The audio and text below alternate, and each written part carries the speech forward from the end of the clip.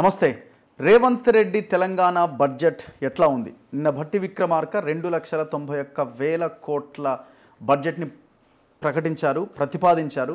ఈ బడ్జెట్ మీద రకరకాల అభిప్రాయాలు వ్యక్తమవుతున్నాయి. మనం కూడా చాలామంది ఎక్స్పర్ట్స్తో మాట్లాడించే ప్రయత్నం చేస్తూ ఉన్నాం.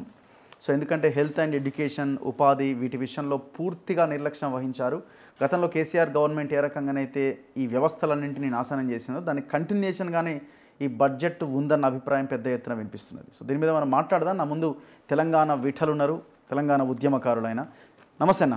నమస్తే. నమస్తే. సో ఎట్లా చూస్తున్నారు మీరు ఇవాల్టి నిన్న ప్రవేశపెట్టిన రేవంత్ రెడ్డి సర్కార్ బడ్జెట్? 2,91,000 crores నెంబర్ అయితే పెద్దగా ఉంది. కేటాయింపులు కూడా మేము రైతులకి ఎక్కువగా చేయాలనుకున్నాం. ఈసారి రుణమాఫీ, భరోసా ఇట్లాంటివి చాలా ఉన్నాయి. నీటిపారుదల రంగంలో ఇమీడియట్గా కంప్లీట్ చేయాల్సిన ప్రాజెక్టులు ఇవన్నీ ఉన్నాయి కాబట్టి మేము వాటికి ఎక్కువగా కేటాయించినాం. సో ఇది రైతు ప్రభుత్వం, రైతు బడ్జెట్, ఇట్లా రకరకాలుగా వాళ్ళు చెప్పుకుంటూ వస్తున్నారు. మీకు ఎట్లా అనిపించింది? అంటే తెలంగాణ కోసం కొట్లాడిన, కష్టపడ్డ ఒక లీడర్గా, ఒక ఉద్యమ నాయకుడిగా మీకు ఎట్లా అనిపించింది? ముందుగా మన తొలి వెలుగు ప్రేక్షకులకి, తెలంగాణ ప్రజలందరికీ కొన్ని వాస్తవాలు తెలియజేద్దాము. నేను మాట్లాడుతున్న దానికి base Telangana socio economic survey. Okay. Telangana రాష్ట్రంలో సపోజ్ ఈరోజు 100 రూపాయలు వస్తున్నాయంటే 100 రూపాయల్లో 35 రూపాయలు గత ప్రభుత్వం కేసీఆర్ గారు తీసుకున్న నిర్ణయాల వల్ల వడ్డీలు, కిస్తీలు, ఈఎంఐలు, అప్పులకే 35 రూపాయలు పోతున్నాయి. ఈ మిగతా 35 రూపాయలు జీతాలు, పెన్షన్లకు పోతున్నాయి. అంటే 100 రూపాయల ఆదాయం వస్తే 70 రూపాయలు దీనికే పోతే మిగిలేది కేవలం 30 రూపాయలు మాత్రమే. ఆ 30 రూపాయలతోటే గవర్నమెంట్ నడవాలి, సంక్షేమ పథకాలు నడవాలి, అభివృద్ధి పథకాలు నడవాలి, విద్య, వైద్యం, ఉపాధి ఇవన్నీ నడవాలి. అంటే 100 రూపాయల్లో 30 రూపాయలతోటి ఇప్పుడు దాదాపు 2,91,000 కోట్ల రూపాయలు అని చెప్తున్నారు కదా. బడ్జెట్ అంటే కేవలం అంకెల గారడి, నెంబర్లు కాదు, ప్రజల జీవన ప్రమాణాలు పెంచే సూచి. ఈ సోషియో ఎకనామిక్ సర్వే అనేది ప్రభుత్వం ఇచ్చే నివేదికే. దాని ప్రకారం కొన్ని వాస్తవాలు వెలుగులోకి తీసుకుంటే తెలంగాణ అనేది 29 రాష్ట్రాల్లో అత్యంత సహజ వనరులు, అత్యధిక టాలెంట్ ఉన్న మానవ వనరులు, యూత్ ఉన్న రాష్ట్రం. గుజరాత్తో పోటీ పడే ధనిక రాష్ట్రం. 2014లో ధనిక రాష్ట్రాల్లో నెంబర్ 2 ఉన్న రాష్ట్రం. ఈరోజు 7 లక్షల కోట్ల రూపాయల అప్పులు. ఎలా ఉంది అసలు మన రాష్ట్రం యొక్క ఆర్థిక పరిస్థితి ఎలా ఉంది అనేది సోషియో ఎకనామిక్ సర్వే ప్రకారం తీసుకుంటే 2014-15లో తెలంగాణ ప్రజల్లో ప్రతి తల మీద ఉన్న తలసరి రుణభారము 20,251 రూపాయలు. ఓకే. 2014లో. ఈరోజు 2023-2024 సోషియో ఎకనామిక్ సర్వే ప్రకారం ఒక్కొక్క తల మీద దాదాపు 1,77,360 రూపాయలు ఉంది ఒక్కొక్క వ్యక్తి మీద. అంటే ఈ 10 ఏళ్ల పాలనలో 20,000 రూపాయల మీద ఉన్న అప్పు కాస్త దాదాపు 2 లక్షల రూపాయలకు వచ్చింది. అంటే 10 రెట్లు పెరిగింది అప్పు. అంటే 9 to 10 times అప్పు పెరిగింది 9 yearsలో. ఈ ఇయర్ కూడా చూస్తే ఉంటుంది.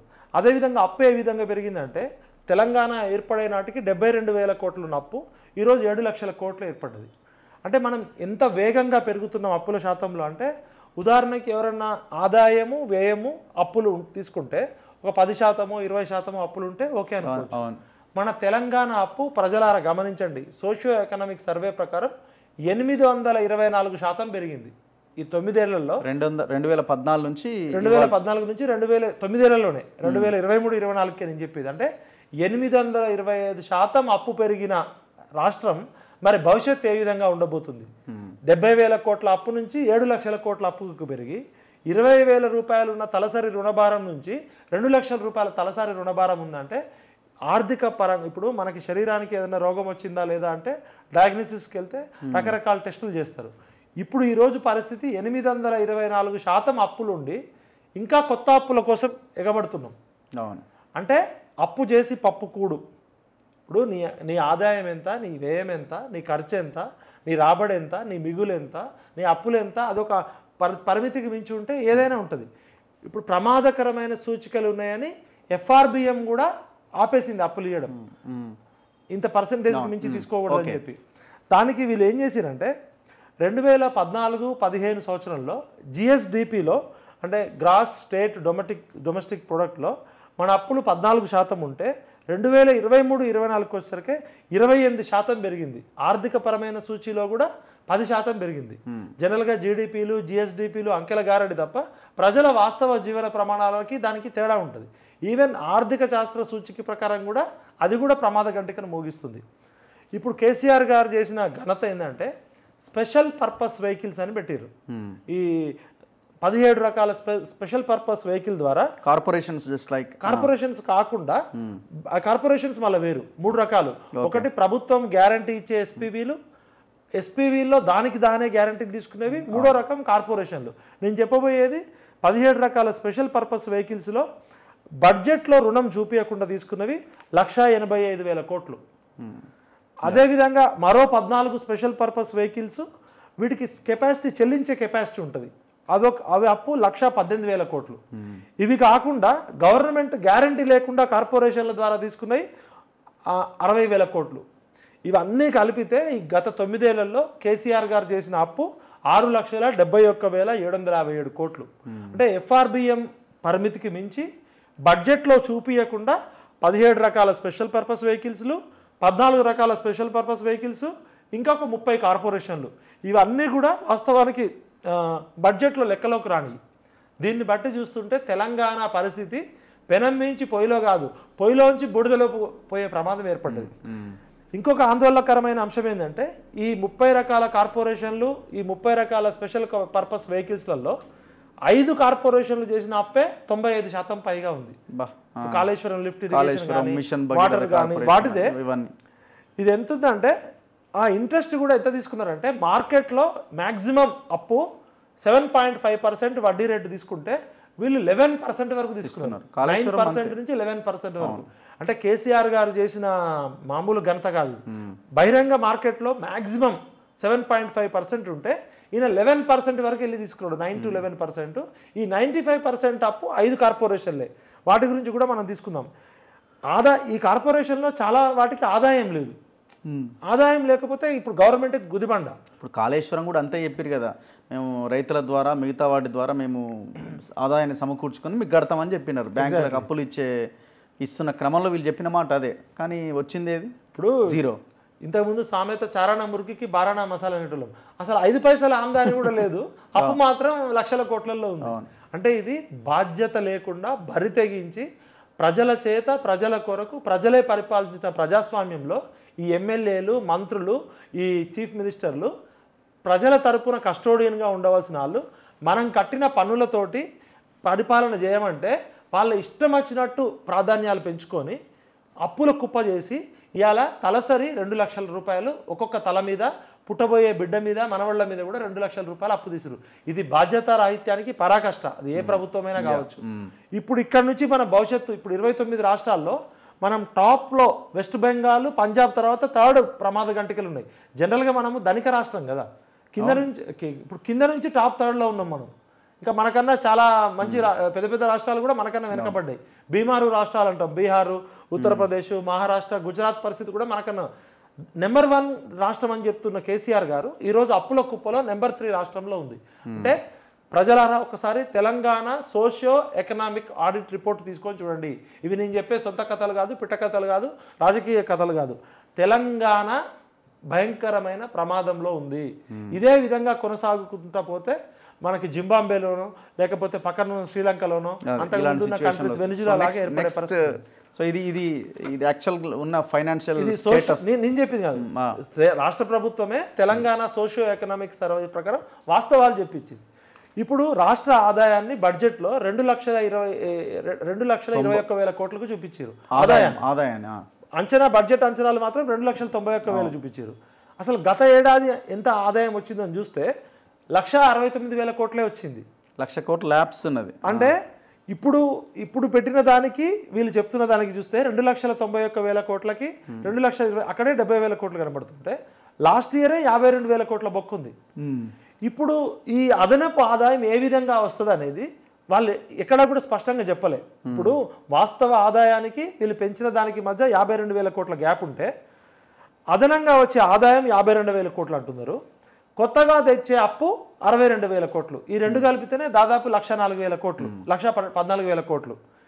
అన్నీ కలిపితే వాస్తవ బడ్జెట్కి ఆదాయానికి మధ్య 52,000 కోట్ల గ్యాప్ కనబడుతుంది. అంటే 52,000 కోట్ల రూపాయలు కోత విధించక తప్పదు. అంకెల గ్యారంటీ చేస్తున్నారు, అంచనాలను మించి చూపిస్తున్నారు. నీ ఆదాయం 1000 రూపాయలు అయితే నువ్వు లోన్ తీసుకోవడం కోసం 1,00,000 రూపాయలు ఐటీ కట్టినట్టు. అండ్ ఇంకొకటి అసలు వాళ్ళు ఏదైతే చూయించారో ఇవి చేస్తాం అవి చేస్తామో అది పూర్తి స్థాయి బడ్జెట్ కూడా కాదు ఆ ఇయర్లో. ఎగ్జాక్ట్లీ. మీరు ఫర్ ఎగ్జాంపుల్ ఇందిరమ్మ ఇల్లు తీసుకోండి, 3,500 నియోజకవర్గానికి అన్నారు. 3,500 నియోజకవర్గానికి కట్టాలంటే వాళ్ళు కేటాయించిన బడ్జెట్కి అంచనాకు సరిపోతుంది. అంత మించి కట్టలేరు వాళ్ళు. ఇప్పుడు 5 లక్షల నుంచి 10 లక్షలు ఆరోగ్యశ్రీ పెంచుతామని అన్నారు, నిధులు పెంచలేదు, నిధులు ఇంకా తగ్గినాయి. సో ఇంకా ఎట్లా సాధ్యం అవుతుంది? మనం ఇప్పుడు ప్రధానంగా ఇప్పుడు వీళ్ళ ఆదాయం ఇంత వస్తుందని చెప్తున్నారు కదా. ఒకటి రాష్ట్ర ప్రభుత్వానికి వచ్చే ఆదాయంలో ఒకటి పన్నుల ద్వారా రావాలి, 2 పన్నేతర ఆదాయం ద్వారా రావాలి, 2 కేంద్ర ప్రభుత్వం ఇచ్చే గ్రాంట్లు లేకపోతే అప్పుల ద్వారా రుణాల ద్వారా రావాలి. ఇప్పుడు రాష్ట్రానికి ప్రధానంగా వచ్చే ఆదాయము తాగుబోతులు లేకపోతే తెలంగాణ లేదు. అంతే. జనాలు పేద ప్రజలు కష్టపడి వాళ్ళు సంపాదించుకున్న 1000 రూపాయలు ఉంటే ఒక కూలోడు 500 నుంచి 600 రూపాయలు తాగకపోతే గవర్నమెంట్ పడిపోతుంది. వీళ్ళు గొప్ప వీళ్ళ మేధస్సు కరిగించి ముఖ్యమంత్రులు ఈ మంత్రులు గొప్పగా చెప్తున్నారు కదా. ఎక్సైజ్ ఆదాయం ద్వారా గతంలో 18,800 కోట్లు వస్తే ఇప్పుడు ఈ బడ్జెట్లో వాళ్ళు పెట్టుకున్న టార్గెట్ 25,650 కోట్లు దగ్గర. వాళ్ళు ఏమి చేయాలన్న ఆలోచనతో ఉన్నట్టు, ఇంకా జనానికి తాగించాలన్న ఆలోచన ఉన్నట్టే. అదనంగా దాదాపు 6,000 కోట్లు టార్గెట్ పెట్టిరంటే ఇప్పుడు నేను కొంతమంది ఎక్సైజ్ డిపార్ట్మెంట్లో మా ఫ్రెండ్స్ పనిచేస్తున్నారు, ఎస్ఐలు సిఐలు, వాళ్ళతో మాట్లాడితే ఒక చిన్న సపోజ్ రామగుండం, పెద్దపల్లి, కొత్తగూడెం ఇట్లాంటి చిన్న వాటిలలోనే ఒక్కొక్క పోలీస్ స్టేషన్కి ఎక్సైజ్ పోలీస్ స్టేషన్కి 5 కోట్లు టార్గెట్ పెట్టుకున్నారు. వాళ్ళు తీవ్రమైన ఒత్తిడిలో ఉన్నారు. ఆల్రెడీ కేసీఆర్ గారు గల్లీకి బెల్ట్ షాపులు పెంచారు. ఇక బెల్ట్ షాపులు వద్దనే స్థితిలోనే కాంగ్రెస్ పార్టీ వస్తే మేము బెల్ట్ షాపులు తీసేస్తామని చెప్పారు. ఇప్పుడు ఏంటంటే ప్రతి తాగే మనిషికి ఇక పైప్ లైన్ వేయాలి. మనం గ్యాస్ పైప్ లైన్ వేసి ఇంటికి గ్యాస్, వాటర్ పైప్ లైన్ వేసి వాటర్ ఇచ్చినప్పుడు ఇప్పుడు ఈ 18,000 నుంచి 25,000 చేయడానికి ఏదో ఎలైట్ బార్స్ అని పెట్టబోతున్నారట. వాళ్ళు 10,000 స్క్వేర్ ఫీట్ లో ఉంటదట కదా బార్. అది ప్రీమియం బార్ అంటే ఏంటో ఎలైట్ బార్ పెడతారు. అవసరమైతే ఇక్కడ నుంచి ఎలన్ మాస్క్ ద్వారా చంద్రమండలంలో కూడా బార్ షాప్ పెడతారు. వీళ్ళు ఇంకో ప్రయత్నం ఏం చెప్పారంటే జనాలు నవ్వుతారు. ఎక్సైజ్ డిపార్ట్మెంట్ లో వీళ్ళు ఆలోచించింది ఏంటంటే ఆదాయం పెంచుకోవడానికి అవసరమైతే ఈ జొమాటో, స్విగ్గీ లాగా ఇంటింటికి మొబైల్ యాప్ల ద్వారా డోర్ డెలివరీ ఇస్తే ఎట్లా ఉంటుందని కూడా వీళ్ళు ఆలోచించారు. అయితే ఆ ఎక్సైజ్ చట్టంలో ఏంటంటే ఈ మద్యం ట్రాన్స్పోర్ట్ చేసేటప్పుడు ఎవరైనా తాగుబోతులు డోర్ డెలివరీ బాయ్స్ని, జొమాటో బాయ్స్ని కొట్టి తీసుకుంటే ఎట్లా, లేకపోతే ఈ డ్రగ్స్ మత్తు కలిగించే పదార్థాలు కాబట్టి కొన్ని చట్టాలు ఒప్పుకోలే.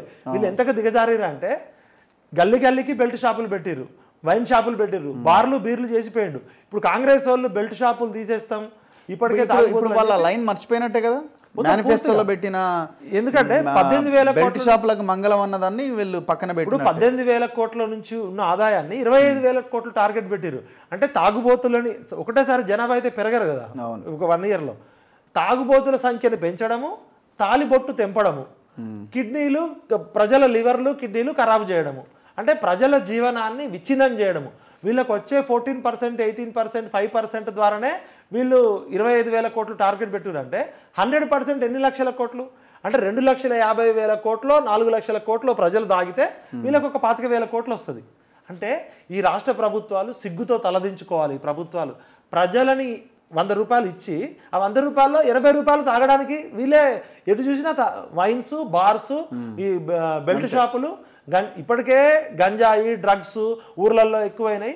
క్రైమ్ రేటు పెరగడానికి కూడా ఇది కారణం అని చెప్తున్నాం. అంటే ఇది ప్రజాప్రభుత్వం కాదు, ఇది బంగారు తెలంగాణ కాదు.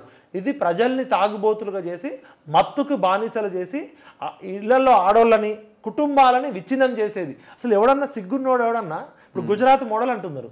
గుజరాత్ మోడల్ అంటే గుజరాత్లో తాగుడు లేదు కదా. మరి నువ్వు మాట్లాడితే బడేబాయ్ గుజరాత్ ఆదర్శం అని చెప్తున్నావు కదా. మరి గుజరాత్లో తాగుడు లేదు. రాను తెలంగాణలో గంజాయి, డ్రగ్స్, కొకైన్, హెరాయిన్, పబ్స్, క్లబ్లు, బెల్ట్ షాపులు, మొబైల్ యాప్ల ద్వారా కూడా ఇంకా చట్టం పరిగణించలే. వాళ్ళు ఎక్సైజ్ డిపార్ట్మెంట్లో అన్నారట, సార్ మనము మొబైల్ ఈ జొమాటో, స్విగ్గీ పిల్లల్ని కొట్టి చంపితే ఎట్లా సార్ తాగుబోతులు, అది మొబైల్లో ఇయ్యద్దని, లేకపోతే ఆ ప్రయత్నం కూడా చేసారు వీళ్ళు. ఇప్పుడు మీరు చెప్తున్నట్టు ఎలైట్ బ్యారలు. ఇంకోటి ఆ గోవాలో క్యాసనోవాలో ఆ షిప్పులలో అమ్మాయిల్ని ఈ క్యాబేరే డాన్సులు ఉంటాయి కదా, కొన్ని దేశాలలో నగ్నంగా డాన్సులు ఉంటాయి, అవి కూడా పెట్టండి, మీకు ఆదాయం వస్తుంది. సిగ్గుతో తలదించుకోవాలి మీ ప్రభుత్వాలు. ప్రజలని వ్యసనానికి అలవాటు చేసి ప్రజలు తాగిన డబ్బులతో మీరు నడుస్తున్నారు. ఇంకొకటి ఏంటి, వ్యాట్ కూడా పెంచుదామని. మళ్ళీ ఇది మత్తు, రేట్లు పెంచుదామని ఒక ఆలోచన. రేట్లు పెంచడము, షాపులు పెంచడము, ఎలైట్ బార్లు పెంచడము, మొబైల్ యాప్ ద్వారా డోర్ డెలివరీకి కూడా దిగజారేరు వీళ్ళు. ఇక రేపు పొద్దున ఇంకా ఒక్కటే మిగిలింది మిగతా దేశాల్లో. కొన్ని దేశాల్లో ప్రాస్టిట్యూషన్ కూడా లీగల్. వీళ్ళు బీర్ బాటిల్ కొంటే అమ్మాయి ఫ్రీ అని కూడా చెప్తారేమో. సిగ్గు అని రాజ్యాంగం మీద ప్రమాణం చేసి ప్రజలని మత్తులో ఉంచడము, మత్తు అనేది రాజ్యాంగానికి విరుద్ధము. ఎలాంటి ఎలక్షన్ల మొత్తం ఇదే కదా నడిచింది. కేసీఆర్ తాగుబోతుల పాలన చేసిండు, మార్చాలి, ఇచ్చిన పెన్షన్లన్నీ తాగుడికే పోతున్నాయి, వీళ్ళు చెప్పిందే కదా, పైసలన్నీ తాగుడికే పోతున్నాయి అన్నారు. అదే కదా ఇప్పుడు ఇంతకాలం మనం మాట్లాడింది కూడా. కేసీఆరే తాగుతున్నాడు, జనాలు కూడా తాగిపిస్తున్నారు, ఊగిపిస్తున్నారు. ఉడతా పంజాబ్ ఊర్లకు ఊర్లు ఊగుతున్నాయి, గ్రామాలు తాగుతున్నారు, పుస్తల మెడలు తెగుతున్నాయి అని చెప్పి రాహుల్ గాంధీ దగ్గర నుంచి రేవంత్ రెడ్డి వరకు మాట్లాడారు. మరి మీరు వచ్చి ఎంతమంది పుస్తలు చంపారు ఈ 6 నెలల్లో? ఇంకెంతమంది పుస్తలు తెంపబోతున్నారు? మీరు టార్గెట్ పెట్టుకున్నారు.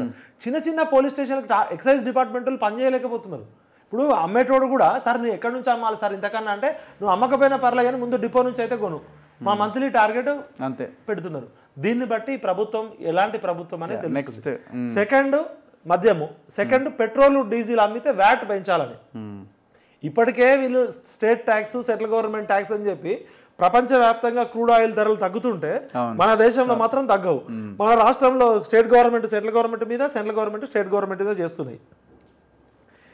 ఇప్పుడు కాంగ్రెస్ గవర్నమెంట్ ఎట్లా ఎక్సైజ్ ట్యాక్స్, వ్యాట్ ట్యాక్స్ పెంచుతుంది? ఈ తాగుబోతుల తెలంగాణ, గల్లీ గల్లీ తెలంగాణ అంటారు. ఇంకా అదేవిధంగా అసలు కాంగ్రెస్ పార్టీ అధికారంలోకి వచ్చిందే నిరుద్యోగులకు అన్యాయం జరిగింది, విద్య, ఉద్యోగము, వైద్యము, నిరుద్యోగులు అని చెప్పారు. మరి 2 లక్షల ఉద్యోగాలకి జాబ్ క్యాలెండర్ ఇస్తామని చెప్పారు. 2 లక్షల ఉద్యోగాలకి జాబ్ క్యాలెండర్ ఇస్తామని చెప్పి వాళ్ళు రిలీజ్ చేసిన అభయహస్తం మేనిఫెస్టోలో ఇగో ఇది ఆకునూరి మురళి గారు, ఏఐసిసి పెద్దలంతా కలిసి మేము ప్రభుత్వం అధికారంలోకి రాగానే మేము జాబ్ క్యాలెండర్ రిలీజ్ చేస్తామని డేట్లతో సహా ఇచ్చారు. మొన్న మా నిరుద్యోగులు నిరాహార దీక్షలు, లాఠీ దెబ్బలు తింటే కూడా మేము అసెంబ్లీలో విడుదల చేస్తాం జాబ్ క్యాలెండరు. ఏ గ్రూప్ 1 ఎప్పుడు ఇస్తాం, గ్రూప్ 2 ఎప్పుడు ఇస్తాం, గ్రూప్ 3 ఎప్పుడు ఇస్తాం, గ్రూప్ 4 ఎప్పుడు ఇస్తాం, డిఎస్సి ఎప్పుడు ఇస్తాం, మిగతా డిపార్ట్మెంట్ సింగరేణి ఉద్యోగాలు ఎప్పుడు ఇస్తాం, ఎలక్ట్రిసిటీ ఎప్పుడు ఇస్తాం, ఇవి కాకుండా పోలీస్ డిపార్ట్మెంట్ ఇస్తామని చెప్పారు. మరి ఎలక్షన్లకు ముందు మీరు అభయహస్తం మేనిఫెస్టోలో రిలీజ్ చేసిన జాబ్ క్యాలెండరు మొన్న నిరుద్యోగులు ధర్నాలు చేసినప్పుడేమో మేము అసెంబ్లీలో పెడుతున్నాం జాబ్ క్యాలెండర్ అన్నారు. జాబ్ క్యాలెండర్ ఊసే లేదు, మెగా డిఎస్సి ఊసు లేదు, అదేవిధంగా మిగతా ఉద్యోగాలు లేవు. మరి మొదటి సంవత్సరంలో 2 లక్షల ఉద్యోగాలు ఫిల్ చేస్తామని చెప్పిన మీరు బడ్జెట్లో ఉద్యోగాల గురించి ఎందుకు మాట్లాడలే? అదేవిధంగా నిరుద్యోగ భృతి గతంలో కేసీఆర్ 3,000 రూపాయలు ఇస్తామని చెప్తే వీళ్ళు 4,000 రూపాయలు ఇస్తామని చెప్పారు. బడ్జెట్లో 2,90,000 కోట్ల రూపాయలతో ప్రవేశపెట్టిన బడ్జెట్లో మరి నిరుద్యోగులకి నిరుద్యోగ భృతి లేదు, మెగా జాబ్ క్యాలెండర్ లేదు అంటే నిరుద్యోగుల్ని దగా చేసినది.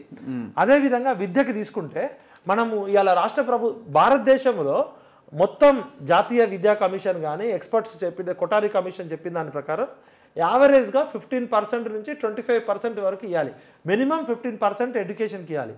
ఇవాళ బట్టి విక్రమార్క గారు, రేవంత్ రెడ్డి గారు మన ఎడ్యుకేషన్ నిన్న బడ్జెట్ చదువుతూ సంపద కాదు సృష్టించేది, సమర్థత వల్ల సంపద వస్తుంది, నాణ్యతా ప్రమాణాలు ఉన్న పౌరుల వల్ల సంపద వస్తుంది, ఓన్లీ సంపద సృష్టించదు అని చెప్పారు.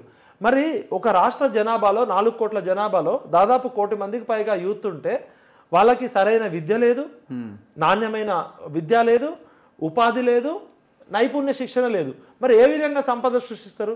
ఇవాళ తెలంగాణ సోషియో ఎకనామిక్ సర్వే ఇచ్చిన రిపోర్ట్ తీసుకుంటే, విద్యాశాఖకు వాళ్ళు కేటాయించిన రిపోర్ట్స్ తీసుకుంటే మనకి ఆశ్చర్యం వేస్తుంది.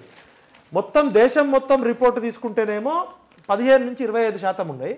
ఢిల్లీలో ఇవాళ చిన్న రాష్ట్రం, వాళ్ళ ఆదాయం 70,000 కోట్లు అయితే వాళ్ళ బడ్జెట్ 25% ఉంది. ఇవాళ దీని ప్రకారం చూసుకుంటే మనకు వచ్చింది 7% మాత్రమే. కేసీఆర్ విద్యకి అన్యాయం చేసిండు, మేము వస్తే 15% మినిమం పెడతామని చెప్పారు. మరి ఇవాళ 7% ఎందుకు పెట్టారు?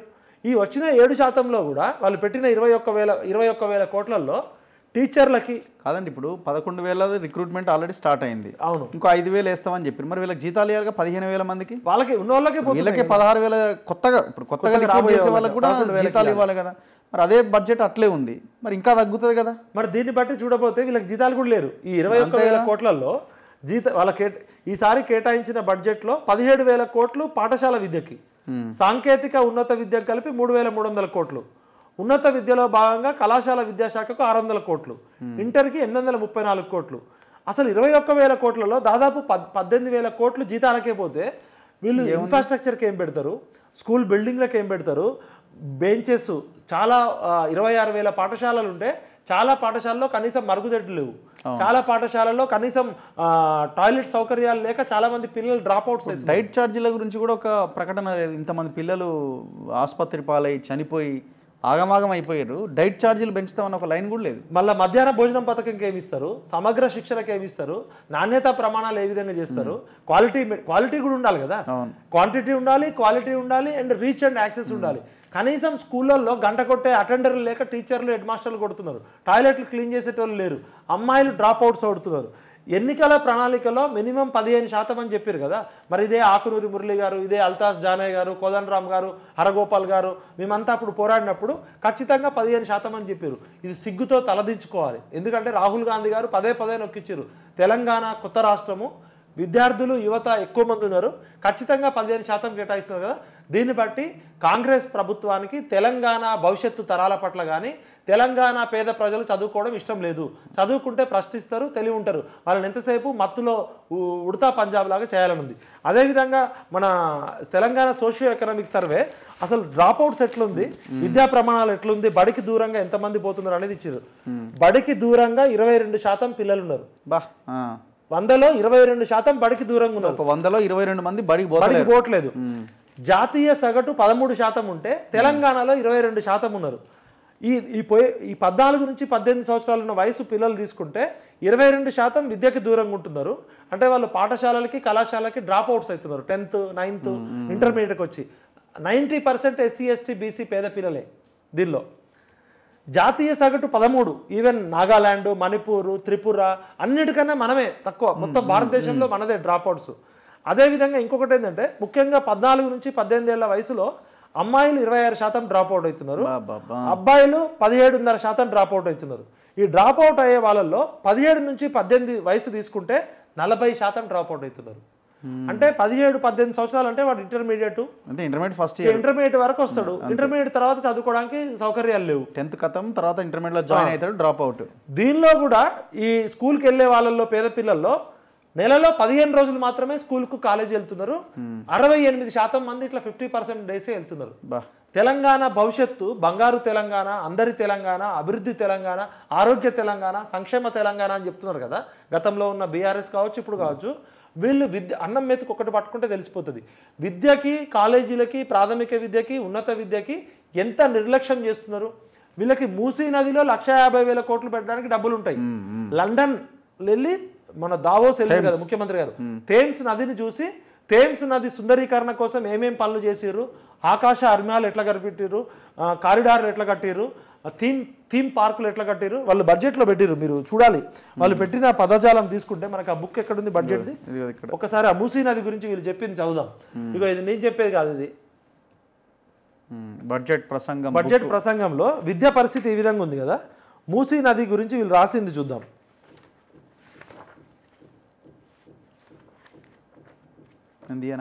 ఇక్కడ ఉంది, ఇగో మూసీ నది ప్రక్షాళన, Musi river front development project మా ప్రభుత్వానికి అత్యంత ప్రాధాన్యం. స్కూల్స్ వీళ్ళకి విద్య ప్రాధాన్యం కాదు, వైద్యం ప్రాధాన్యం కాదు, ఆరోగ్యం ప్రాధాన్యం కాదు. ప్రజలని తాగిపిచ్చి, పేద ప్రజలని తాగిపిచ్చి వాళ్ళ లివర్లు, కిడ్నీలు, శరీరాలు ఖరాబు చేసి, వాళ్ళ పెళ్ళం మెడలో పుస్తలు తెంపి, వాళ్ళ కుటుంబాలని రోడ్డున పడేసి, వాళ్ళ పిల్లలంతా కుటుంబము సమాజము జీవచ్ఛేదనం అయితే ఖాళీ కుండలు, లంకె బిందెలు ఉన్నాయనుకున్న ప్రభుత్వానికి ఖాళీ కుండలు కనబడ్డాయి. గత ఆయన ఏమో కాళేశ్వరరావు పేరుతో 150,000 కోట్లు చేస్తే ఈయన మూసీ నది అత్యంత ప్రాధాన్యం. ఈ ప్రాజెక్టులో భాగంగా మూసీ నది తీర ప్రాంత పర్యావరణ వ్యవస్థను పునరుద్ధరించాలని భావిస్తున్నాము. ఈ ప్రాజెక్టు వల్ల సుమారు 110 చదరపు కిలోమీటర్ల పట్టణ ప్రాంతం పునరుజ్జీవనం చెందుతుంది. ఈ నదీ తీర ప్రాంతంలో కొత్త వాణిజ్య కేంద్రాలు, అంటే ఈ విల్లాలు, కొత్త బిల్డింగులు, నివాస కేంద్రాలు వెలిసి హెరిటేజ్ కేంద్రాలు కొత్తదనాన్ని సంతరించుకుంటాయి. వాళ్ళు రాసింది ఏమేమి పెడతారంటే ఈ ప్రాజెక్టులో రిక్రియేషన్ జోన్లు, రిక్రియేషన్ కావాలి ఇప్పుడు మనకి, రిక్రియేషన్ జోన్లు, పాదాచారులు నడవడానికి ఫుట్పాత్లకి 150,000 కోట్లు, పీపుల్స్ ప్లాజాలు, పెద్ద పెద్ద బిల్డింగులు కట్టి ఇక పీపుల్స్ అంతా పోయి పీపుల్స్ ప్లాజాలో ఉంటారు ఇక పొద్దున్న నుంచి సాయంత్రం దాకా గేమ్స్ ఆడుకుంటూ, పబ్బులలో, క్లబ్బులలో. చిల్డ్రన్స్ థీమ్స్ పార్కులు మనం మొత్తం తెలంగాణ అంతా మొత్తం అయిపోయింది. ఇంకా ఎంటర్టైన్మెంట్ కావాలి, గోవా క్యాసినోవా లాగా, ఇంకా పేకాట క్లబ్బులు, థీమ్ పార్కులు, ఎంటర్టైన్మెంట్ జోన్లు. ఈ ప్రాజెక్టు యొక్క ముఖ్య లక్ష్యాలు ఆర్థిక కూడలు ఏర్పాటు చేయడము, జీవన ప్రమాణాలు పెరుగుదల. జీవన ప్రమాణాలు ఎప్పుడు పెరుగుతాయి? విద్య, వైద్యం, ఆరోగ్యం ఉన్నప్పుడు వాడి యొక్క సొంతంగా వాడి కాళ్ళ మీద వాడు ఆలోచిస్తూ వాడికి వాడు స్వేచ్ఛ స్వాతంత్రంతో వాడు ఇండిపెండెంట్గా డెసిషన్ తీసుకుంటాడు. వాడి దగ్గర 4 డబ్బులు ఉంటేనే కదా వాడికి వచ్చేది. డబ్బులు ఉండాలి. డబ్బులు ఉండడానికి ముందు వాడికి అసలు ఆరోగ్యం ఉండాలి కదా. వాడికి అసలు కడుపులో క్యాన్సర్ ఉంది, శరీరం అంతా కులిపోయింది, లంగ్స్ పాడైంది, ఎయిడ్స్ పాడైంది. పీపుల్ ప్లాజా ఇప్పుడు ముఖానికి మేకప్ వేసుకోవడానికి ఇప్పుడు మన ఇంట్లో 100 రూపాయలు వస్తే ఫస్ట్ తినడానికి పెట్టుకుంటాం, తర్వాత ఉండడానికి బట్టలకి కూడు గూడు గుడ్డ అంటాం. ఇవాళ తెలంగాణలో దాదాపు డబుల్ బెడ్రూమ్ ఇల్లులకి లక్షల మంది అప్లై చేసుకుంటున్నారు. రేషన్ కార్డులు కావాలని లక్షల మంది అప్లై చేస్తున్నారు. రేషన్ కార్డులు అప్లై చేస్తున్నారంటే పేదరికం ఉన్నట్టే కదా. డబుల్ బెడ్రూమ్ ఇల్లు కావాలంటే అంటే కూడు గూడు లేదు, సరైన గుడ్డ లేదు, కానీ థీమ్స్ పార్కులు కావాలి, ఎంటర్టైన్మెంట్ పార్కులు కావాలి, అమ్యూజ్మెంట్ పార్కులు కావాలి, పేకాట కబ్బులు కావాలి, రిక్రియేషన్ కావాలా? దేంతో కొట్టాలరా మిమ్మల్ని? దేంతో కొట్టాలి? ఒకసారి మీరు ఆలోచించండి. ధనిక రాష్ట్రాన్ని అప్పుల కుప్ప చేసి 7 లక్షల కోట్లు అప్పు చేసి మా పుట్టబోయే బిడ్డల మీద, బతుకున్న ప్రజల మీద ఒక్కొక్కటి మీద 2 లక్షల రూపాయలు అప్పు చేసారు. ఈ అప్పులన్నీ రేవంత్ రెడ్డి కడతాడా, కేసీఆర్ కడతాడా, మోడీ కడతాడా? మనమే కట్టాలి కదా. అంతే కదా. అంటే ఆలోచించండి ప్రజలారా. ఈ ప్రభుత్వ అత్యంత ప్రాధాన్యత మూసీ నది సుందరీకరణ. ఇప్పుడు మేకప్ వేసుకోవడానికి డబ్బులు ఎక్కువ ఖర్చు పెడతారా, తిండికి ఖర్చు పెడతారా? మేకప్ వేసుకోవడానికి డబ్బులు ఎక్కువ ఖర్చు పెడతామా, మనం ఇంట్లో ఆరోగ్యానికి ఎక్కువ ఖర్చు పెడతామా, మన పిల్లల చదువు కోసం డబ్బులు ఖర్చు పెడతామా, మన పిల్లల వైద్యానికి ఖర్చు పెడతామా, మన కుటుంబ సభ్యుల ఆరోగ్యానికి ఖర్చు పెడతామా? దీన్ని బట్టే గతంలో ఆయన పిచ్చి తుగ్గులకు పాలన, కచరా పాలన అన్నాం. మరి ఈ పాలనను ఏమంటారు? మీరే ఆలోచించుకోండి ప్రజలారా. నగర ప్రతిష్టను ఇనుమడింపజేస్తారు. లండన్తో పోటీ పడాలి. ఇప్పుడు మనం లండన్ని మించాలి, పర్యాటక కేంద్రంగా తీర్చిదిద్దుతారు. ఇప్పుడు మేకప్ ఎప్పుడు వేసుకుంటారు జనరల్గా? అన్నీ ఉన్నప్పుడు మేకప్ వేసుకుంటారు. మేకప్ జనరల్గా మన మధ్యతరగతి ఇళ్లలో మేకప్ అంటే తెలియదు. బాగా డబ్బులు ఉన్న వాళ్ళు పెళ్ళిళ్ళకి ఫంక్షన్లకి వేసుకుంటారు. మన లోపల ఆరోగ్యంగా ఉండాలి కదా. ఇది కడుపులో క్యాన్సరు, లంగ్స్లో ఊపిరితిత్తులలో టీబీ పెట్టుకొని మేకప్కి ఖర్చు పెట్టినట్టు ఉంది ఇది. దీనివల్ల ఏం లాభం అసలు? సోషియో ఎకనామిక్ ఎంజాయ్మెంట్ సర్వే అట. వీళ్ళకి ఆధారం ఏంటంటే సోషియో ఎకనామిక్ ఎంప్లాయ్మెంట్ సర్వే కాదు, సోషియో ఎకనామిక్ ఎడ్యుకేషన్ సర్వే కాదు, సోషియో ఎకనామిక్ పావర్టీ సర్వే కాదు. లండన్ నదిని పోల్చుకుంటున్నారు. ఇప్పుడు నక్కను చూసి పులిని చూసి నక్క వాత పెట్టుకున్నట్టు లండన్ యొక్క ఆర్థిక పరిస్థితి ఏంది, లండన్ యొక్క చారిత్రాత్మక పరిస్థితి ఏంది, లండన్ ప్రజల జీవన విధానం ఏంది, పర్ క్యాపిటల్ ఇన్కమ్ ఎంత, వాళ్ళకున్న ఆర్థిక వనరులు ఏంది, దాన్ని చూసి థేమ్స్ నది లండన్ లో ఉన్న స్కూళ్ళను కూడా కంపేర్ చేయాలి. లండన్ లో ఉన్న స్కూల్స్, డ్రైనేజ్ హాస్పిటల్స్, పీల్చే గాలి, లండన్ లో పీల్చే గాలి ఎట్లుంది, ఇక్కడ ఎట్లుంది? లండన్ లో స్కూళ్ళు, education, nearest education, school education వరకు ఫ్రీ. మరి లండన్ లో హాస్పిటల్ అంటే నువ్వు పోలిక ఎవరితో? గత ఒక ఆయన డల్లాసు, ఇస్తాంబుల్, న్యూయార్క్ అని చెప్పి అప్పుల కుప్ప చేసి ఇలా ఏమైండు? ఫామ్ హౌస్కు అయిపోయాడు. మరి వీళ్ళ ప్రయారిటీ ఏంది అసలు?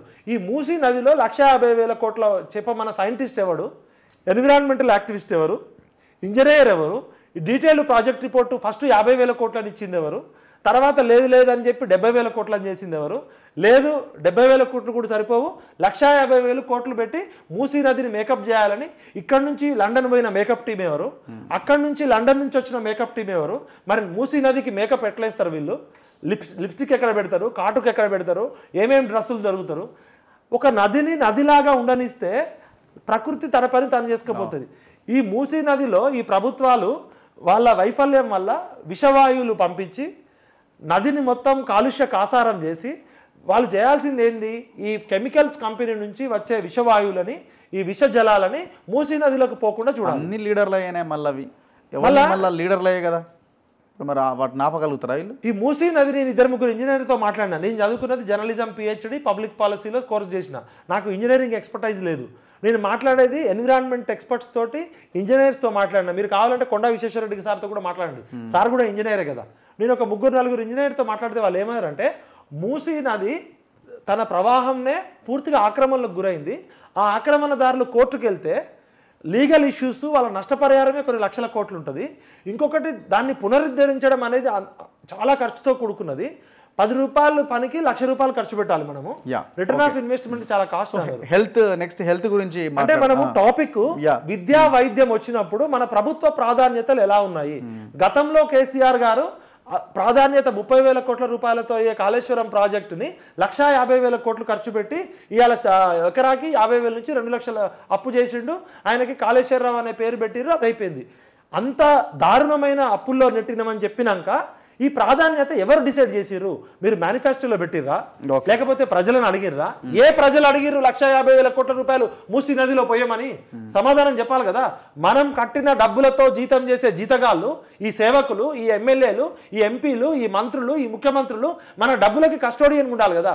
ఏ జపాన్ డెవలప్మెంట్ బ్యాంక్ ఓడో వాళ్ళ దగ్గర డబ్బులు బాగున్నాయి, ఏ బకరగాడు దొరుకుతాడో వడ్డీకి ఇద్దామని చూస్తుంటారు. మనము రిటర్న్ ఆఫ్ ఇన్వెస్ట్మెంట్ కూడా చూడాలి. ఖచ్చితంగా దీని మీద డిస్కషన్ జరగాలి, డిబేట్ జరగాలి, ఉండాలి. ఇప్పుడు విద్య మీద ఇట్లా ఉంది కదా, వైద్యం మీద వైద్య శాఖకు 11,000 కోట్లు ఎంతో కేటాయించారు. 3.8-3.9%. National average national health machine ప్రకారము భారతదేశం మొత్తంలో ఏ రాష్ట్రమైనా కూడా 8% నిధులు పెట్టాలనేది అదొక రూల్. అది మనం ఇవాళ 3 ఎంత పెడుతున్నాం? 3.9, 3.8 అంటే మాక్సిమం 4 లోపు అంతే. ఉస్మానియా హాస్పిటల్ ఎప్పుడు కూలిపోద్దో తెలియదు. గాంధీ హాస్పిటల్, ఉస్మానియా హాస్పిటల్ ఉన్నాయి ఇంత పెద్ద రాష్ట్రంలో. ప్రతి నియోజకవర్గానికి 100 పడకల ఆసుపత్రి కావాలి. ఈరోజు గవర్నమెంట్ హాస్పిటళ్లలో కూడా పాములు గరిచి చచ్చిపోతున్నారు. వరంగల్ ఎన్జిఎం లాంటి ఆసుపత్రిలో, హైదరాబాద్ తర్వాత పెద్ద పట్టణమైన వరంగల్ రోగి ఐసీయూలో ఎలకలు కొరికి చచ్చిపోయిండు. అది చూసినాం గత ప్రభుత్వం. 3 లక్షల కోట్ల బడ్జెట్లో కనీసం 3%, 4% పెడుతున్నారంటే మీరు ప్రజల ఆరోగ్యం పట్ల చిత్తశుద్ధి లేదు. ప్రజలు పేదోడు గరీబోడు చచ్చిపోవాలి. ఒకవైపు కార్పొరేట్ హాస్పిటల్ యశోద, గతంలో ఉన్న కేసీఆర్ గారు యశోద హాస్పిటల్, ఇంకో ఆయన అపోలో హాస్పిటల్ అన్నాడు. ఇప్పుడు ఈయన వచ్చి మెడికోవర్ హాస్పిటల్ అంటున్నాడు. ఒక ముఖ్యమంత్రి స్థానంలో ఉన్న రేవంత్ రెడ్డి గారు మెడికోవర్ హాస్పిటల్ ఇనాగ్రేషన్కి వెళ్ళడమే కాకుండా తన క్యాబినెట్ మొత్తం వెళ్ళడం అంటే ప్రభుత్వం ప్రజల ఆరోగ్యాన్ని ప్రైవేట్ హాస్పిటల్లోకి పట్టించుకోమంటున్నారు. యశోద హాస్పిటల్ బ్రాంచులు పెరుగుతాయి, వాళ్ళ 1,00,000 కోట్ల రూపాయల ఆదాయం పెరుగుతుంది. అపోలో హాస్పిటల్ ఆదాయం పెరుగుతుంది. గవర్నమెంట్ హాస్పిటల్ మాత్రం పట్టించుకోరు. ఇవాళ జిల్లా హాస్పిటళ్లలో స్టాఫ్ నర్సులు లేరు, ఏఎన్ఎంలు లేరు, కనీసం బేసిక్ ఇన్ఫ్రాస్ట్రక్చర్ లేదు. పెద్ద పెద్ద హాస్పిటళ్లలో కూడా కోట్ల రూపాయలు పెట్టి తెచ్చిన స్కానింగ్ మిషన్లు, ఎంఆర్ఐ మిషన్లు చిన్న చిన్న రిపేర్లకు డబ్బులు లేక పడి ఉన్నాయి. ఇవాళ ఉస్మానియా హాస్పిటల్కి డబ్బులు ఇవ్వాలి, ఉస్మానియా హాస్పిటల్ లాంటి హాస్పిటల్ పెట్టాలి, నిమ్స్ లాంటి హాస్పిటల్ పెట్టాలి, గాంధీ లాంటి హాస్పిటల్ ప్రతి జిల్లాలో పెట్టమంటే మీరు ప్రజల శవాల మీద పేలాలు ఏర్కొంటారు. ఒకవైపు ప్రజలను తాగిపిస్తారు, తాగిపించి చచ్చిపోవాలి. గవర్నమెంట్ హాస్పిటల్ నేను పోను బిడ్డో సర్కారు దవాఖానకని మన తాతల కాలం నుంచి, మన నాన్నల కాలం నుంచి చూస్తున్నాం. గవర్నమెంట్ స్కూళ్ళకి పేదోళ్ళు పోవద్దు. రిక్షా కార్మికుడు, వాచ్మ్యాన్ కొడుకు ఏమైనా జబ్బు చేస్తే, డెంగ్యూ ఫీవర్ వస్తే 50,000 నుంచి 1,00,000 రూపాయలు ఖర్చు అవుతున్నాయి. ఇలా మలేరియా, దోమలు పెరిగి మలేరియా, టైఫాయిడ్, డెంగ్యూ వస్తే సిటీ మొత్తం మామూలు పేద ప్రజలు కూడా 1-2 ఎకరాలు అమ్ముకోవాల్సిన పరిస్థితి ఏర్పడింది. అంటే ఇది ప్రజాప్రభుత్వము, ప్రజల ఆరోగ్యం పట్ల ఏమాత్రం చిత్తశుద్ధి లేదు. విద్య, వైద్యం, ఉపాధి పట్ల వీళ్ళకి చిత్తశుద్ధి లేదు. మరి ఏ విధంగా ప్రజల సంపద పెరుగుతుంది? ఏ విధంగా ప్రజల సమర్థత పెరుగుతుంది? ఏ విధంగా నాణ్యమైన పౌరులు పెరుగుతారు? ఇదేనా ప్రజా? ఇప్పుడు పాయింట్ ఏంటంటే, ఇప్పుడు ఎంతోమంది ఎన్నో రౌండ్ టేబుల్లు లేకపోతే మీటింగ్లు, మీలాంటి వాళ్ళు ఎంతో పెద్ద ఎత్తున విద్యా వైద్యం మీద ఖర్చు పెట్టాలనే డిమాండ్ వినిపించారు. వీళ్ళు ఓకే అన్నట్టుగానే ఉన్నారు, అన్నీ తీసుకున్నారు, మేనిఫెస్టోలో పెట్టారు. అయినా కూడా వీళ్ళు ఒక లైన్ గీసుకొని అక్కడికి ఎందుకు స్టాప్ అవుతున్నారు? అంటే ఏముంది అంత లైటేనా? అంటే ప్రజల పట్ల మినిమం మానవత్వం కూడా లేకపోవడము. ఈ ప్రజలు ఓట్ల యంత్రాలుగానే చూస్తున్నారు తప్ప మానవులుగా చూడట్లే. మానవులుగా చూస్తే ఆ పిల్లల గురించి, ఆ పేదరికం గురించి, వాళ్ళ ఆరోగ్యం గురించి ఇస్తాం. ఇప్పుడు లండన్ నది చూసి వచ్చినాక ఈయన ఏం చేస్తుండంటే ఎలివేటెడ్ కారిడార్లు, డబుల్ డెక్కర్ కారిడార్ల నిర్మాణాలకు సంబంధించి బడ్జెట్లో ప్రభుత్వం స్పష్టత ఇచ్చింది. నగర అభివృద్ధికి 10,000 కోట్లు ఖర్చు పెడితే 500 కోట్లు వీటి కోసమేనట. మనం లండనా, మనం బ్రిటనా, మన ఆర్థిక వ్యవస్థ ఏంది? మనం ప్యారిసా, మనం న్యూయార్కా, లాస్ ఏంజిల్సా? అభివృద్ధి చెందుతున్న దేశంలో 150 కోట్ల మందిలో 70 కోట్ల మంది ఇంకా పేదరికంలో ఉండి తినడానికి తిండి లేక, రోడ్ల మీద పడుకొని షెల్టర్ లేక, ఒక్క పూట అన్నం తినేటోళ్ళు ఉంటే మీరు ప్రజల డబ్బులకి మీరు వాచ్మెన్ కదా, ప్రజల డబ్బులు కాపలా కుక్కలు కదా. ఎవడరా మీకు ఈ ప్రాధాన్యతలు ఇచ్చింది? ఇప్పుడు మీరు ఆర్థిక శాస్త్రవేత్తలు కాదు, మీరు సామాజిక శాస్త్రవేత్తలు కాదు. మీకు తెలియకపోతే ఎవరైనా చెప్తేనన్నా వినాలి. గతంలో ఉన్న కేసీఆర్ అట్లనే చేసిండు. ఇప్పుడు హైదరాబాదులో డ్రైనేజ్ పొంగి పొర్లితే వర్షం వస్తే పిల్లలు చనిపోతున్నారు. మనమే ఎన్నో స్టోరీలు చూసినాం. మీకు ఈ ఎలివేటెడ్ కారిడార్ల వల్ల ఎవరికి ఉపయోగం? వీళ్ళు పెడుతున్న ప్రాధాన్యతలు చూడండి. ఎయిర్పోర్ట్ ఇప్పుడు ఆల్రెడీ ఎయిర్పోర్ట్కు పోవాల్సిన వాడు ఎట్లయినా కార్లో పోతున్నాడు, క్యాబ్లో పోతున్నాడు. వీళ్ళు పెట్టింది చూస్తే వాళ్ళు ఇంకా ప్రాధాన్యత క్రమాలు చూస్తే వాళ్ళు ఎట్లా పెట్టిరు అనేది చూడాలి. ఎయిర్పోర్ట్కి మెట్రో అంటే వాళ్ళు ఏమేమి రకాల వాడుతున్నారు అనేది. ఎందుకంటే బాధ అనిపిస్తుంది. ఇప్పుడు డబ్బులు ఉన్నప్పుడు అన్నీ చేయొచ్చు. ఇన్ఫ్రాస్ట్రక్చర్ కంపెనీలు అందరికి అవసరమే. కానీ బడులు లేవు, హాస్పిటల్స్ లేవు, స్కూల్స్ లేవు అంటే ఇగో వీళ్ళు పెట్టింది చూడండి. ఇగో ఎయిర్పోర్ట్ మెట్రో, మళ్ళీ ఇంకొకటి old city metro, Hyderabad metro, metro అన్నారు. ఇప్పుడు హైదరాబాద్కు కావాల్సింది అండర్ గ్రౌండ్ డ్రైనేజ్ ఫస్ట్ ప్రయారిటీయా, ఎయిర్పోర్ట్ మెట్రో ప్రయారిటీయా? వర్షం వస్తే పిల్లలు చనిపోతున్నారు, వానాకాలం వస్తే డెంగ్యూ వచ్చి పిల్లలు చనిపోతున్నారు. ఆరోగ్యం ఫస్ట్ ప్రయారిటీ. ఇలా రైల్వే స్టేషన్లలో, బస్ స్టాండ్లలో, రోడ్ల మీద చాలా మంది దిక్కు లేక పడుకుంటున్నారు. కుక్కలు, వీధి కుక్కలు కలిసి చచ్చిపోతున్నారు కదా పిల్లలు.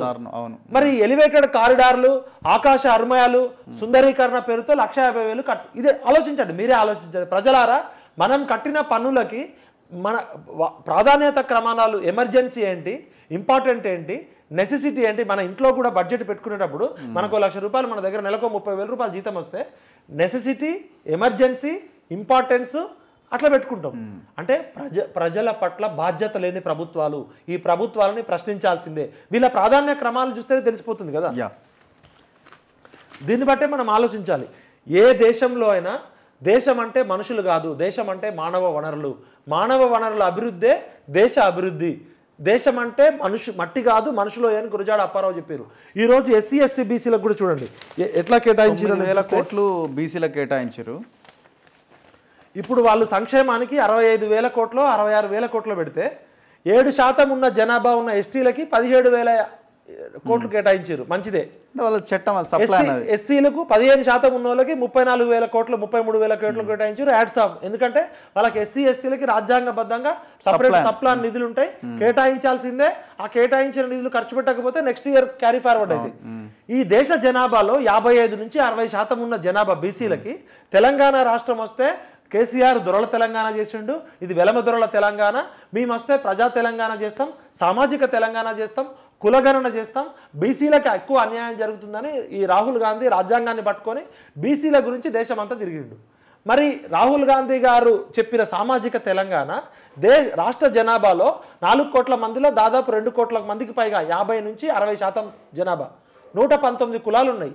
వీళ్ళకి కేటాయించింది 3 లక్షల కోట్లలో, 2,90,000 కోట్లలో కనీసం 1,50,000 కోట్లు అన్ని రకాలు కలిపి. కానీ ప్రజలారా మీరు ఆలోచించండి, 60% ఉన్న జనాభాకు వాళ్ళు కేటాయించింది కేవలం 9,000 కోట్లే. ఈ 9,000 కోట్లు 119 కులాలకు ఇస్తే కులానికి 100 కోట్లు కూడా రావు. మీరు కమ్మ కార్పొరేషన్కి బిల్డింగ్ 5 ఎకరాలు ఇస్తారు, వెలమ కార్పొరేషన్కి ఇస్తారు, ఇవ్వండి, మేమేం వద్దనట్లే. కానీ 60% ఉన్న బీసీలకి ఆర్థిక రంగంలో, సహజ వనరుల రంగంలో, మానవ వనరుల రంగంలో, విద్యా రంగంలో, ఉపాధి రంగంలో, ఆరోగ్య రంగంలో వాటర్ దక్కాలి కదా. సంక్షేమం ఏ విధంగా వస్తుంది? రాష్ట్ర జనాభాలో సగానికి పైగా ఉన్న జనాభాకి మీరు తిప్పి కొడితే ఎంత? 2%. 3 లక్షల కోట్లలో 9,000 కోట్లు అంటే 2% కూడా లేదంటే ఈ దేశంలో, ఈ రాష్ట్రంలో బీసీలకి, బర్రెలకి, గొర్రెలకు ఉన్న విలువ కూడా లేదు. పశు సంవర్ధక శాఖకు కూడా బడ్జెట్ దీనికన్నా ఎక్కువ ఉంది. యానిమల్ అండ్ హస్బెండరీ ఈ ఉంటాయి కదా, పశువులకి, గొర్రెలకి, బర్రెలకి, వీటికన్నా ఎక్కువ బడ్జెట్ ఉంది. అంటే ఈ దేశంలో బీసీలకి, ఈ ప్రభుత్వాలకి చిత్తశుద్ధి లేదు. ఈ బీసీల జనాభా లెక్క చేయరు, కులగణన చేస్తామని చెప్పారు. మరి కులగణన ఎప్పుడు లోపు చేయాలి? 6 నెలల లోపు చేయాలి. కామారెడ్డి డిక్లరేషన్ అని చెప్పారు. కామారెడ్డి డిక్లరేషన్లో వాళ్ళు ఏం చెప్పారంటే 50% పైగా బీసీలకి ఫండింగ్ ఇస్తాము, ప్రభుత్వ పథకాలలో అన్నిట్లలో న్యాయం చేస్తాము, అన్ని కులాలకి కార్పొరేషన్లు ఇస్తాము, కార్పొరేషన్ల ద్వారా బడ్జెట్ ఇస్తామని చెప్పారు. ఒక 7-8 కులాలు, మునూరు కాపుకు, పద్మశాలికి, గౌడుకి, ముదిరాజులకి కార్పొరేషన్లు ఇస్తారు.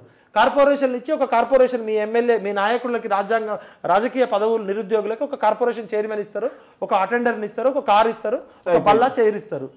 ఇక మొత్తం ఒక ముదిరాజు కార్పొరేషన్ ఇస్తే 80 లక్షల మంది ముదిరాజులు డెవలప్ అయినట్టే. ఒక పద్మశాలి కార్పొరేషన్ ఇస్తే పద్మశాలీలంతా డెవలప్ అయినట్టే. లేదంటే కుల భవనాలు, గతంలో ఉన్నాయన కుల భవనాలు, ఒక మునూరు కాపులకు ఒక పరికరాని ప్లేస్లో ఒక 5 ఎకరాలు ఇస్తే ఇక మునూరు కాపులంతా డెవలప్ అయినట్టే. మీరు ఏం చేస్తున్నారు? కుల సంఘాలు కుల భవనాలు అడిగిర్రా, కుల కార్పొరేషన్లు అడిగిర్రా? ఆ కులాల్లో ఉన్న పేద ప్రజలకి విద్య, వైద్యం, ఆరోగ్యం, ఉపాధి అడిగారు కదా. ఇవాళ రాష్ట్రంలో 30 లక్షల మంది నిరుద్యోగులు ఉన్నారు.